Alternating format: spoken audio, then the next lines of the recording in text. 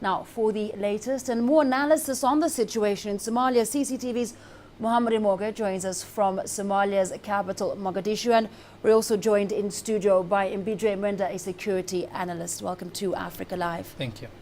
Mohammed, we'll begin with you in Mogadishu. Can you tell us at this point if any more information has emerged with regard to that incident? I spoke with the AMISOM force spokesman, Colonel Ali Homid, who confirmed that indeed there was a military air assault this morning in the town of Jilib. Now, the town of Jilib is about 100 kilometers off Kismayo, and it's also another 100 kilometers towards from the Al-Shabaab strongest base at the moment at the port of Barawe, a few kilometers south of the capital here in Mogadishu.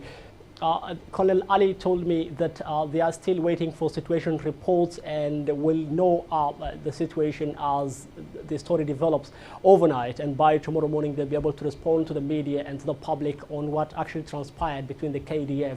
KDF forms part of Sector 2 in the lower and middle Juba areas of Somalia. But the colonel also told me that it is right that AMISOM troops contributing countries can use both maritime and air assets to advance their progress in Somalia. And therefore, as it stands now, Al-Shabaab have also said it is true that there's been assault this morning by the KDF, but have denied any casualties. Right, Mwendwa, if we look at the most recent past, Kenya itself has faced threats from Al-Shabaab. So now, considering this latest assault by jet fighters, what consequences could it possibly have for Kenya? The consequence that Kenya will certainly face is that we are going to win this war. That's a good consequence, because for a long time we have said and reiterated the government's position has always been that Al-Shabaab has lost the battle in Somalia. These attacks in Nairobi are the last kicks of a dying horse. And I think now, after the business is finished in Somalia, the government is working hard to get all of us as a nation to fortify our homeland security.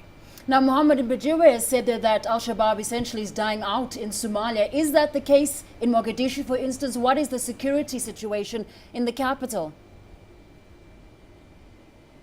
Our analysts there said this is the last kicks of a dying horse, referring to Al-Shabaab. That's very much what the authorities have kept saying here in Mogadishu until just about 4 weeks ago. Al-Shabaab were able to penetrate the court, not only the courthouse complex, but the presidential palace itself. Security analysts over here will tell you these are not the last kicks of a dying horse. They're telling you this has become a transnational force. And they're also saying that the attacks in Nairobi might have nothing much to do with KDF's presence in Somalia, because the feeling over here is that there are 5 other AMISOM troops contributing countries. Then the people here are asking, why then is Kenya paying the price? Why is not Djibouti, that shares a border with Somalia? Why is it not Ethiopia, that also shares border with Somalia, not paying the price here? Besides, people are also wondering here, why is Al-Shabaab not claiming any of these last few attacks in Nairobi? I mean, Al-Shabaab's their mode of operation is that they hit, and even if it's only one casualty, they come out and say, we have done that. And that is their way. I mean, it makes them larger than life. That has been their style all through. And people here are asking, maybe there could be some other issues, and not only Al-Shabaab. Now, coming back to the capital here in Mogadishu, the city has been calm over the last couple of days, at least security-wise.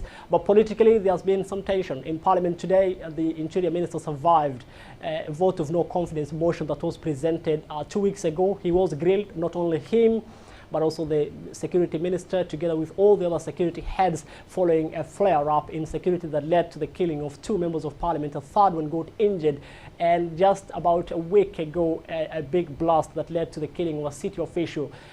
We also understand that just 2 weeks ago, members of parliament had informally called for the resignation of the president, saying that he has failed in security and in all his other promises he made, the 6-pillar policy framework, as they have said. But it looks like they have not yet presented any motion to that effect in parliament, and things might be cooking, according to political analysts over here. Therefore, the situation is calm at the moment for media. Now, Mwendwa, despite your analysis indicating that Kenya has a grip on the security situation in the country, the UN has banned visitors to its headquarters, and also the US Embassy is wanting to reduce the number of staff it has there. So what does it say about their concerns about security, and is it the right way to go? Well, the United Nations, the United States of America, or any other nation has the right and first of all the responsibility to guard its staff, property, and everything that they operate with to make their work easy in any location on earth.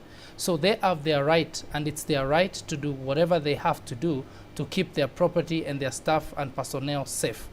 However, that said, these two organizations, the US and the UN, as your question has implied, should not forget that they're inside a country called Kenya.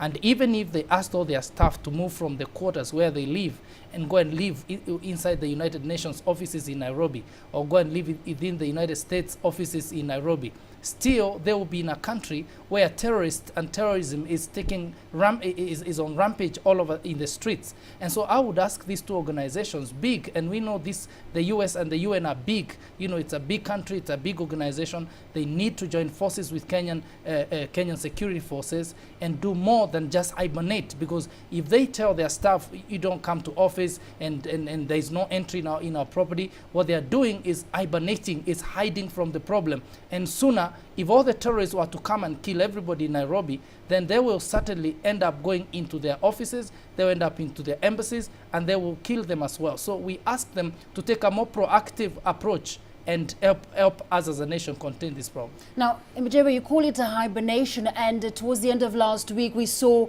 European tourists, specifically from Britain, being taken back to their country after holiday in Mombasa. Do you consider a lack of information sharing from the West? Is that a problem from countries like the UK? You see, the strength of any intelligence anywhere in the world is predicated on information. The power of the information that you have determines the effectiveness of your intelligence. Now, if there is any information that these nations have that they ought to share with this country and they are not, then what they are doing is they're weakening our intelligence. They are helping, they're helping the terrorists win their side of the game. And I would urge this nation to rethink their strategy. If there's something they have hidden from us, and we know now, we saw from WikiLeaks, we saw from Snowden, scandals that have been out there in those nations, how thorough they are in their surveillance. They listen to people's cell phones. They follow people wherever and whoever. They have even tapped some of the greatest leaders on earth. Now, if they have some information that we don't have from whatever source, they should be bold enough to tell our government, hey, Kenyan government, Ugandan government, whichever other government, we have this information, you need it, please use it. Now, besides the information that you want to come through to Kenya, Mohammed, there in Somalia, the UN's just launched a new unit, to guard its installations there. What are we likely to see from those feet on the ground? For me, the UN Guard unit is 410 soldiers from Uganda. The United Nations recommended last year that the UN have these special forces. The UN Guard unit are not peacekeepers, and the UN Guard units are non-combat. It is an non-combat force that would only be in a defensive position and will provide security to the United Nations facilities and installations and the United Nations headquarters in the already fortified base of the African Union headquarters at the airport in Mogadishu. Now, the United Nations, we understand last year, had incurred heavy losses when Shabaab suicide squad attacked its base and killed over 20 people, including United Nations staff.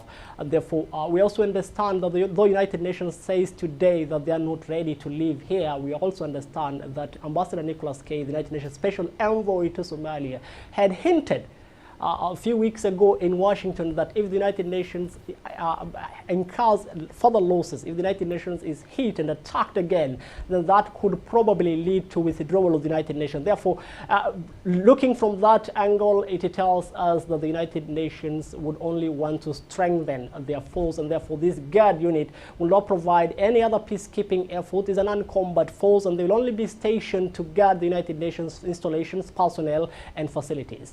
All right, Mohammed, we'll leave it there. Thanks very much for those updates from Somalia. We're speaking there to Mohammed Mwendwa in Mogadishu, as well as Mwendwa, a security analyst here in Nairobi. All right, it's time now for a break.